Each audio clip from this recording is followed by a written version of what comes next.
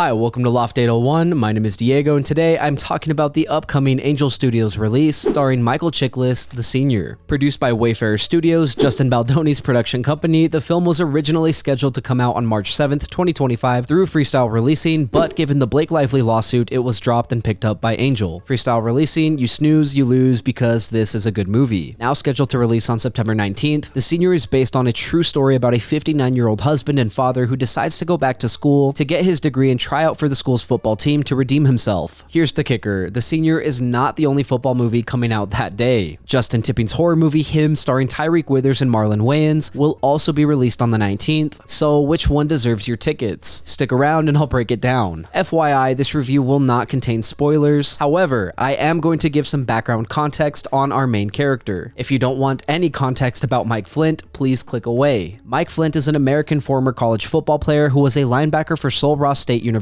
in Alpine, Texas. He was a team captain, all-conference linebacker, and the leading tackler on the Sul Ross team as a junior. At the start of his senior year in 1971, Flynt was involved in a fistfight with a freshman teammate, and school officials decided to expel him. He was 6 credits away from graduating. 37 years later, in 2007, Mike had many regrets about being a teammate, a husband, and a dad. That's where this movie picks up. No more context or history about Mike, I'm just going to tell you what I liked about this movie and what I thought could be improved. For starters, I think the narrative of this movie is solid. Mike isn't a perfect man. He has a hot streak to him. He hasn't outgrown a lot of the anger and stubbornness from his youth. It's affected his life as a husband and a father, and if he doesn't change, history will repeat itself. He has very real flaws, and this sets him up for a clear and compelling arc. I'd never heard of a 59-year-old playing college football. Even just saying that out loud seems ridiculous. This helps paint Mike as an underdog. And he's not your typical sports drama underdog. He's not competing for fame or a career. He's chasing peace with himself so that he can outgrow his anger, stubbornness, and traumas. It's a way to heal himself and his family. It's not about scoring a touchdown, but rather him being a part of a team and helping them finish what they started, something he couldn't do. If you're a little older, Mike Flynt's journey shows that it's never too late to chase unfinished business. If you do so, you never know who you might inspire. What I liked about this film is that the story doesn't only rely on football games. It weaves in familial conflicts with his wife, his son, and his teammates. His wife loves him and supports him even if she fears he could be injured. His son wants respect and a father who's willing to apologize. Some of his teammates admire him and some of them resent his presence. With so many emotional layers in the film, by the time the final game comes, we've seen Mike fight through injury, doubt, and strained relationships. So the climax of this movie feels earned. The football field becomes the backdrop, but the real game is the emotional growth. I appreciated the theme of redemption and second chances. No one is perfect and everybody makes mistakes. I like that this movie doesn't frame Mike's comeback as a midlife crisis, but rather as a spiritual act. It's about how we're defined by our regrets more than our successes. Instead of winning at all costs, this movie is about making peace with yourself and finding redemption through effort, not just results. This theme lightly touches on Christianity and the idea of God's grace. It's very subtle and almost glossed over, but the general gist is that God allows us opportunities to live differently. As a Christian, I think this is touching, and I think the movie could have been a bit more heavy-handed about this. In the opening narration, football is described as a chance at immortality, but for Mike, legacy isn't about stats. It's about what you leave behind for your family and teammates. Mike had a harsh dad who pushed him to fight or be punished. This created a lifelong obsession with toughness that he tried to pass down to his son. This movie presents this toxic cycle and shows the challenges of recognizing it and breaking it. It's not easy changing your nature, but true growth requires change, and I like that this movie showed that. In short, this movie has very wholesome and universal themes. The story of Mike Flynt is inspiring. You don't need to love football to connect with regret, perseverance, forgiveness, or family cycles. So I think this is a great movie to take your family to. I think there's a lot your children can learn from this movie. It's PG, so there's no profanity. It also has thematic weight, but it's not heavy, so it's appropriate for children and teens. I can't quite say the same thing about Him. That movie is rated R for excessive profanity, nudity, and strong bloody violence. Now, while I'm sure it might be thrilling, I doubt that it's going to carry the same emotional weight. Based on the trailer, it seems to be leaning heavily into fear, paranoia, dread, corruption, and the idea of humiliation rituals. If you want to be a star, then you need to sacrifice something, and if you ever meet your idols, then tread lightly because they're willing to sacrifice a lot. Him will likely have a strong payoff, but it's going to be scary, tragic, or ambiguous. It's not the kind of stuff that most people would walk away feeling good about. I'm still planning on checking it out and reviewing it, but if you're looking for an inspirational family movie, then definitely check out The Senior instead. With a character as complex as Mike Flynt, I think Michael Chiklis did a wonderful job with his portrayal. I haven't seen Michael Chiklis since Fantastic Four, so seeing him be gruff, vulnerable, obsessive, and tender in this movie was awesome. He showcased Mike's emotional baggage baggage very well. Equally as good, I think Marystuartmasterson gave a masterclass performance as Eileen, a genuinely supportive and caring wife. She brings warmth to the role and the moral clarity to the story. I loved her dynamic with Chiklis. Their portrayal of marriage feels real. It's not flashy, it's just layered. They have authentic banter about having hot roommates, and it feels like two people who've weathered decades together. My favorite thing about their marriage is how the film's theme of commitment resonates. Marriage is a commitment to be kind, selfless sacrifice, and patient with one another. When Mike doesn't reflect these qualities of biblical love and strains his marriage, Eileen doesn't throw in the towel. She corrects her husband and he listens. It's a beautiful portrayal of marriage and how to weather storms, especially considering my generation doesn't typically know how to persevere through storms like that. That's another reason to bring your kids to this movie. I won't go into details, but supporting cast members like Brandon Flynn, Rob Corddry, Terrell Hill, and especially Corey Knight all do a good job. They add to the emotions in meaningful ways, and I genuinely hope Corey gets more roles. I don't have much more to say about this movie. The visuals, cinematography, production design, and soundtrack are all good. They're not flashy, but they get their job done. I loved all the football sequences of drills, tackles, and sweaty collisions. It felt nostalgic and reminded me of my time playing football. The football sequences and training montages might feel, well, a little montagey, but that's okay. They're uplifting and inspiring, and I like that. The music does a lot of the emotional heavy lifting in the movie. At just the right moments, the music swells like during locker room speeches or game-winning drives. It's emotionally resonant, occasionally on the nose, but effective. One of my favorite things about this movie is how it included real-life news clips from CNN and Fox News. It adds authenticity to Mike's story because it's real. I also like the footage of Mike suited up and all the end credit interviews, newspaper clippings, and pictures of his family. It helps reinforce that Flynt, a 59-year-old man, actually accomplished this. It's the emotional cherry on top.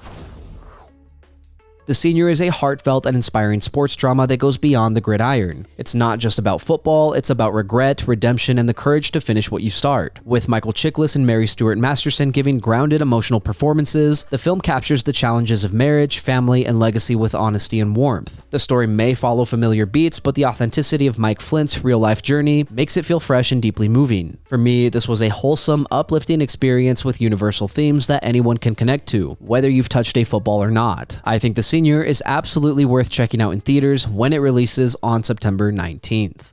Thank you for listening to my review of The Senior. If you enjoyed the content, leave a like and hit subscribe. If you did not enjoy the content, I'm going to get you kicked off your football team and expelled out of school. As always, I would love to read what you have to say, so leave a comment and let me know what you're thinking. Also, if there's something you want to see reviewed, don't forget to let me know and I will do my best to get to it. Lastly, if you want to see some more from me, then you can check out my vlogs linked up above or my podcast, Good Friends. Again, thank you for watching. My name is Diego and I will see you next time.